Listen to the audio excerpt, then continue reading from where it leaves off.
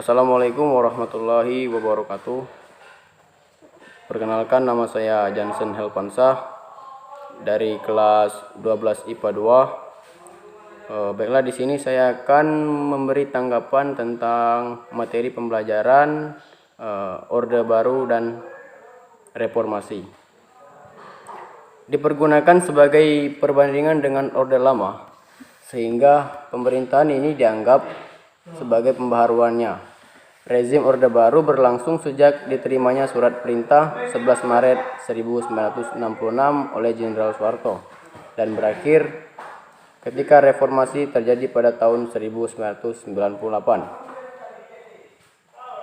Adapun selama berjalannya rezim ini, Indonesia, ekonomi politik, sosial budaya, dan bidang-bidang kehidupan lainnya, pemerintahan ini juga diwarnai dengan banyak negatif. Di bidang politik, hak asasi manusia, militer, dan sosial. Selama 32 tahun dipimpin oleh Presiden Soeharto, dari perubahan-perubahan yang ada, bahkan masih terasa sampai hari ini. Latar belakang lahirnya Orde Baru, pemerintahan Presiden Soekarno, yaitu masa Orde Lama, pada titik akhirnya diwarnai dengan berbagai macam kekacauan peristiwa gerakan 30 September 1965 yang menewaskan 6 jenderal angkatan darat, dilanjutkan dengan pembantaian besar-besaran oleh berbagai elemen masyarakat. Terhadap Onderbouw, Partai Komunis Indonesia, gelombang demonstrasi juga mulai menghampiri pemerintahan Presiden Soekarno. Pada akhir 1965, ketika beliau menolak membubarkan Partai Komunis Indonesia, ditambah dengan ketidakpuasan akibat rontoknya perekonomian, inflasi tercatat mencapai 65%. Kondisi Jakarta yang tidak terkendali dirasakan tidak aman lagi bagi Presiden. Beberapa perwira tinggi Angkatan Darat memindahkan Presiden Soekarno ke Bogor. Di Istana Bogor, Presiden Soekarno menyusun surat perintah 11 Maret. Super Semar yang ditunjukkan kepada atau pangkat Jenderal Soeharto adalah untuk mengendalikan kondisi negara dan mengamankan wibawa pemerintah. Surat ini dipergunakan oleh Soeharto untuk membubarkan Partai Komunis Indonesia. Menangkap materi yang terlibat, Gerakan 30 September membentuk kabinet baru dan menjalankan pemerintahan. Ciri-ciri dari pemerintahan Orde Baru bernama kuatnya pengaruh militer atau dui fungsi, ABRI, dan terbatasnya pilihan politik. Yang ketiga, pembangunan yang masif, dan yang keempat, pemerintahan sentralistik. Runtuhnya Orde Baru mendaftarkan warisan budaya Indonesia ke National Education and Culture Organization atau UNESCO, atau Organisasi Pendidikan, Keilmuan, dan Kebudayaan Bangsa-Bangsa saja. Penyampaian singkat dari saya, lebih dan kurang saya mohon maaf. Akhir kata, wabillahi taufik walhidayah. Wassalamualaikum warahmatullahi wabarakatuh. Jadi itulah tanggapan saya tentang materi pembelajaran sejarah tentang Orde Baru dan Reformasi. Sekian dan terima kasih. Keruntuhan Orde Baru diawali dengan adanya krisis ekonomi yang melanda pun 1997, membuat nilai tukar rupiah jatuh. Bantuan dari International Monetary Fund atau IMF sebesar 3 miliar dolar Amerika Serikat dan pembaharuan kebijakan tidak membawa dampak positif, sehingga krisis ini menjalar menjadi krisis politik. Kepercayaan terhadap pemerintah menurun, sehingga kerusuhan, demonstrasi besar, dan bahkan penjarahan terjadi, terutama di Jakarta, menjadi kekacauan sipil yang menuntut adanya reformasi pada tahun 1998. Dalam melaksanakan pemerintahan Orde Baru, mendapat kepercayaan dari dalam maupun dari luar negeri. Indonesia yang dalam 6 dasawarsa sangat menderita, dikit demi sedikit dapat dientaskan. Namun sangat disayangkan, kemajuan Indonesia hanya semu belaka. Hasil pembangunan telah menciptakan kesenjangan antara yang kaya dengan yang miskin.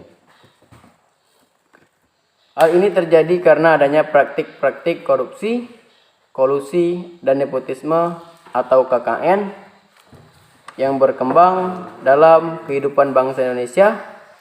Akibatnya terjadi krisis multidimensional di berbagai bidang, seperti sama krisis politik karena Presiden Soeharto berkuasa kurang lebih 32 tahun. Yang kedua, krisis ekonomi karena terlalu banyak utang Indonesia kepada luar negeri dan banyak terjadi korupsi. Yang ketiga yaitu krisis sosial, pertikaian sosial yang terjadi sepanjang tahun 1996.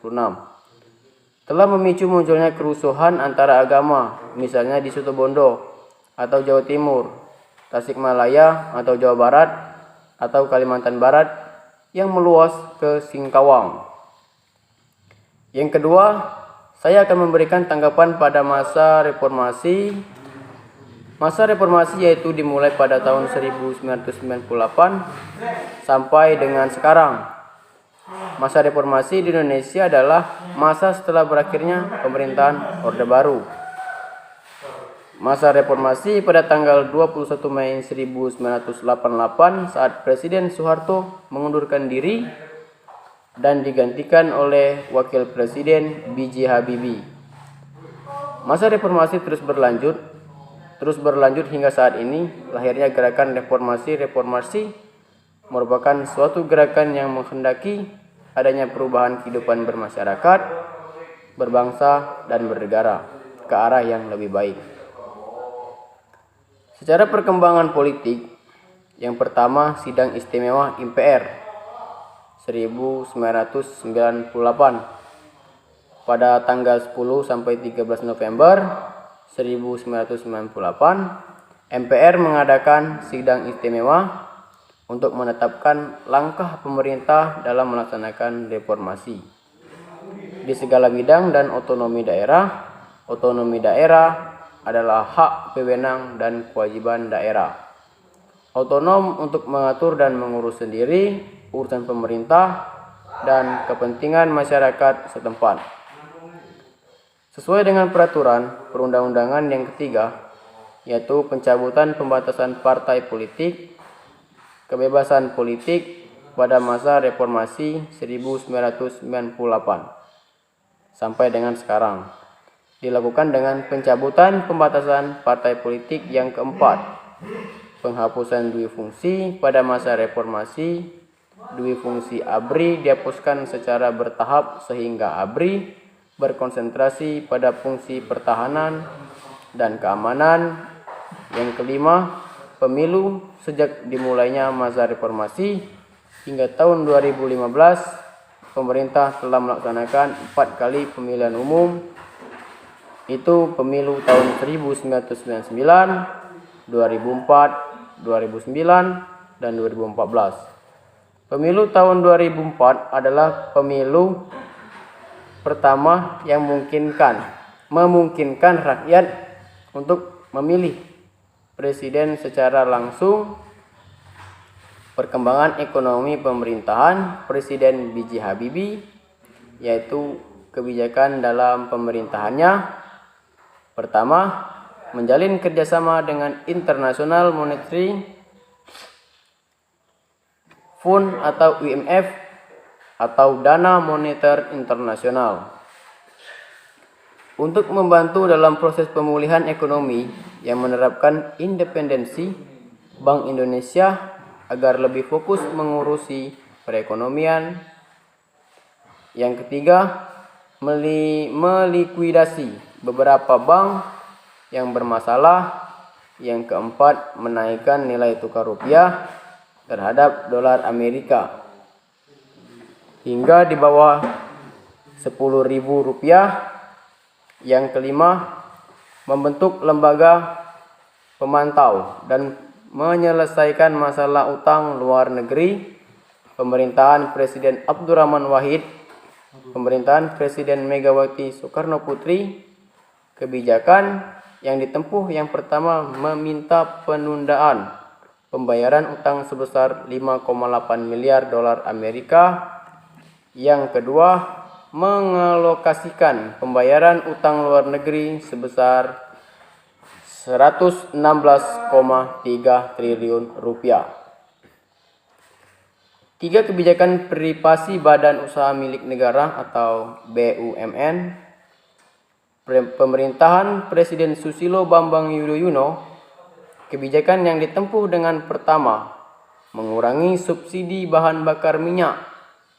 Yang kedua, pemberian bantuan langsung tunai program BLT, diselenggarakan pengurangan utang luar negeri, kehidupan masyarakat Indonesia pada masa reformasi kehidupan sosial. Pada masa reformasi masyarakat lebih bebas menyuarakan berbagai aspirasinya. Hal ini didukung dengan adanya di bidang komunikasi pendidikan.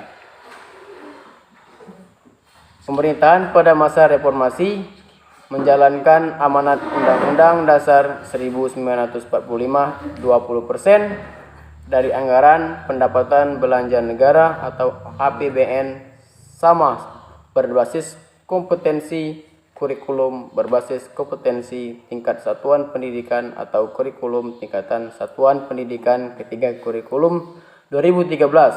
Kebudayaan. Dalam bidang kebudayaan dilakukan upaya pelestarian budaya dengan mendaftarkan warisan budaya Indonesia ke National Education dan Culture Organization atau UNESCO atau organisasi pendidikan